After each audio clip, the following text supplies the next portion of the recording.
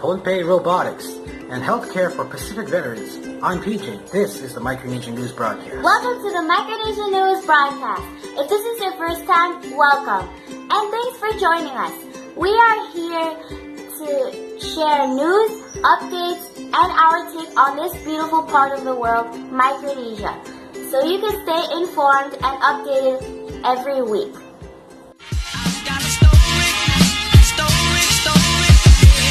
Our very first story comes to us from the Kaselehlie Fund.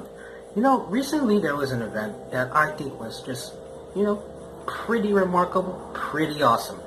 So, we would like to say a quick congratulations to all the high schools that participated in the very first Pohnpei Robotics competition. And it was held, a couple days ago at the Our Lady of Mercy Catholic High School Gymnasium. And apparently there were 4 schools that attended, so they say. However, first place goes to Pohnpei Memorial High School, second place goes to Our Lady of Mercy Catholic High School, and third place goes to the greatest school I think on Pohnpei, Pohnpei Island Central High School. Yeah, I'm just playing. I don't really endorse PIX High School, but I really like public school because that's just my own opinion. However, there's been a history of robotics in Micronesia. It started off and it truly is amazing that now Pohnpei has their own Pohnpei Robotics competition and Pohnpei Robotics teams spread out throughout 4 different high schools. I hope they expand to all the schools here so we can get, that technological edge. Apparently, just recently also had their own robotics competition. So first place was Outer Islands High School, second place was neighboring Islands Central High School, and third was Yap Catholic High School. And for even a further update, Chuk is expecting to hold its very own first robotics competition on May 8th. So congratulations to you all. And in our very first story, coming to us from Big Island Now and Honolulu Civil Beat and other news sources. So, United States senators are introducing a bill to bring healthcare to veterans in the Pacific region. Senator Brian Schatz and Senator Lisa Murkowski introduced the Compact of Free Association Veterans Review Act. It aims to create a 3-year pilot program to provide hospital care and medical services to veterans of the United States military living in the FAS countries. And of course, when I say FAS countries, I obviously mean the Federated States of Micronesia, the Republic of the Marshall Islands, and the Republic of Palau. So why would they even be doing this anyway? So, according to these sources, it's part of a bigger study to check the viability for VA to open up offices in the region. It has been found that veterans who often have to travel abroad to activate healthcare services, and they have to also pay money out of their own pockets. Veterans from the freely associated states travel to places like Guam and Hawaii instead of receiving healthcare within their own respective countries. Here is our take. Roll the clip. And with regards to our very first story about the robotics, once again, congratulations to all the teams that participated, all the schools, and especially all the students that participated in the event. I think it's a remarkable event. It's a historical event, to be honest, because it's the very first of something. So that counts. Like I said earlier, it all first started in Yap, and now it's expanding here to Pohnpei, now to Chuk. I wonder if they have one in Kaselehlie. I'm not entirely sure. And I think we're heading in the right direction because obviously of today's society, each society must have its it has to be current and have to have technological advancements.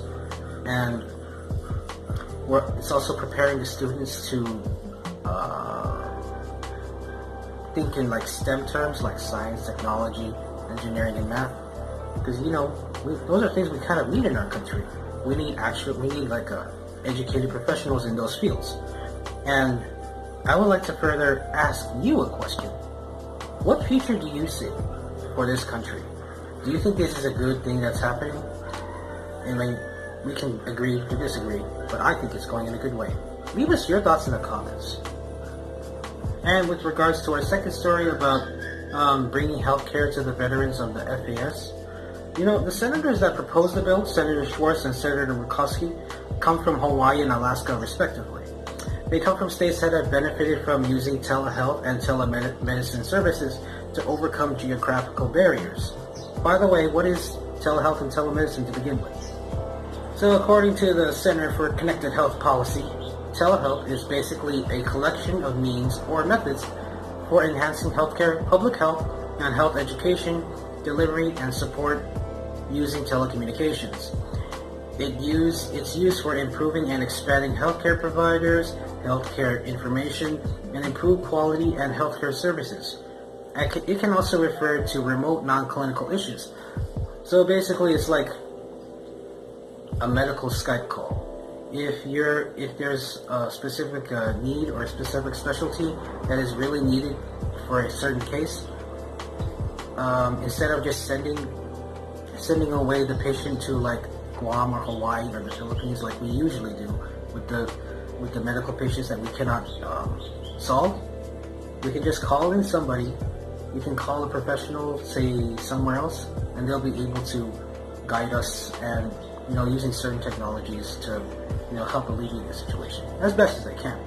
So that being said, the bill would also seek to use such services for the veterans in the freely associated states. Now, this is nothing new because seeking to help combat the Free Association veterans, or FAS veterans, Micronesian veterans basically, is nothing new. In 2017, in the 27th Hawaii legislature, a resolution was proposed to help Micronesian veterans. However, it didn't pass at all. And the Senate resolution was also seeking that the Departments of State, Health and Human Services, and other relevant groups pay for and implement a healthcare plan for Pacific Island veterans that continues beyond 2023, because 2023 is when the financial aspect of the compact ends. It calls for that plan to continue up to like 2066, or when the U.S. military relationship with the Pohnpei Nation ends, whichever comes later. Needless to say, it was never passed, and in my own personal opinion, it was passed because that is a real hefty demand. It seems hefty. This is my own opinion, because I'm not a professional or anything. I'm just a guy with a camera to ask for health care for veterans from now up until 2066. I mean, that thing was passed in 2017.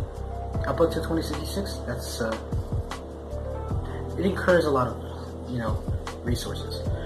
But anyways, I mean, what do you guys think? The relationships our nation share is pretty unique.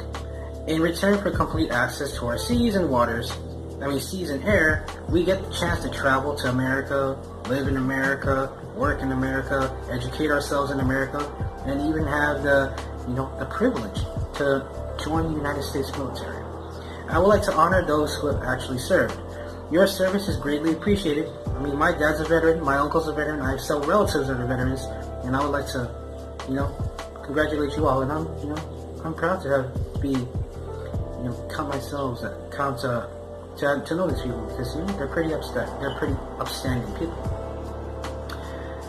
Veterans Affairs is an organization that is meant to assist veterans in varieties of ways, such as helping with school expenses and healthcare, among many other things. So, what are your guys' thoughts amongst this? The whole rationale behind helping FAS veterans with their healthcare is because, like I said earlier, apparently FAS veterans actually have to go abroad to use their healthcare, and they end up usually paying out of their own pockets. And needless to say, in my own opinion, if you happen to have fought for your country, put on the uniform, and did your service, because the way I see it, when you're in the military, it's a lifestyle. It's not just something that you do from 9 to 5. It's 24/7 up until the end of your term. And being able to give back in healthcare, I think that's something that should happen. That's just my own personal opinion. What do you guys think? I would like to hear your thoughts in the comments. Thank you for tuning in. I'm PJ, and this is the Micronesian News Broadcast. Hey guys, this is Norman, and that's the weather for tomorrow. 28 degrees Celsius high during the day, and 24 degrees Celsius low during the night. Mostly cloudy with isolated showers and thunderstorms, and 40% chance of precipitation and 76% of humidity. Sunrise will be at 6:13 a.m. and sunset will be at 6:35 p.m. 15 northeast winds 15 to 20 knots, and the seas will be at 6 to 7 feet Hey high. guys, thanks for tuning into the Micronesia News broadcast. Tune in twice a week to get more updates and to stay informed. And don't forget to listen to our podcast, the Micronesian Podcast. So yeah, see you later.